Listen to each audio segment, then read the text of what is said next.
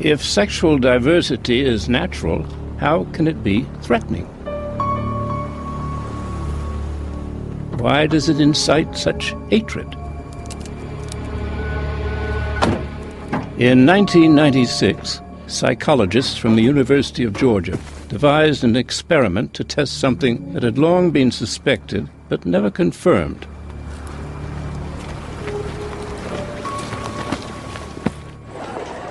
From the pool of undergraduates, they selected 64 young men who all identified as heterosexuals, who had never experienced a homosexual thought or fantasy, let alone a sexual act. One by one, they were invited to take part in a laboratory experiment. What they didn't know was that they had already been divided into two groups on the basis of answers to a questionnaire: the homophobes and those who were laxed about other people's sexuality. The lab had been set up for a screening of homoerotic videos, and on arrival, the volunteers were introduced to a little gadget which would measure sexual arousal. We use penile plethysmography, and I have an example of the strain gauge here. This loop goes around the penis, and as the penis becomes engorged with blood and it becomes erect, it stretches, and we're able to detect those differences in length of the circumference of the gauge. Okay, what I need for you to do is pay attention to the video that we're going to present to you. Then after it's over, I'm going to ask you two questions. On a scale of 0 to 10, how much did that turn you on? And then on a scale of 0 to 10, how much of an erection did you get to that video? Do you have any questions? Okay, we're ready to begin.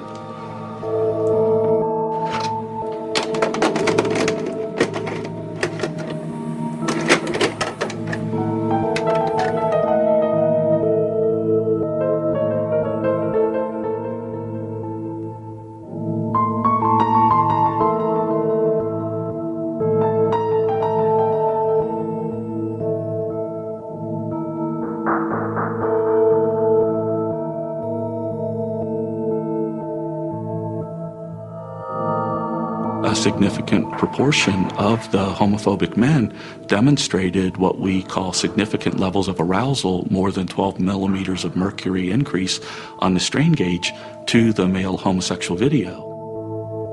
The non-homophobic group, the overwhelming majority of these individuals had no sexual arousal to the male homosexual video. Here was confirmation. Those who are outraged by sexual deviation are often fighting something within themselves.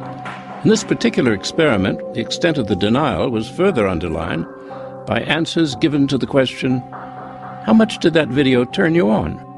Although all participants were sitting there with their pants down and the evidence before their eyes, almost to a man, the homophobes reported no reaction whatsoever to the video.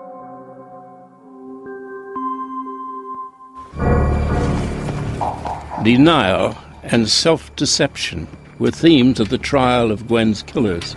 Two of her assailants had had sexual relations with her in the weeks before the murder. She had had no transitional surgery and was anatomically male. Only when that became known to the wider group did the young men resort to violence. "I can't be gay. I can't be gay."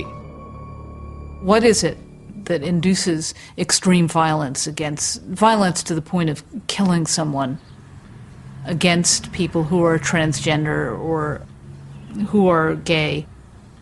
The source of that violence, not always but very often, comes from adolescent males, and often ones who are the least secure about their own sexuality.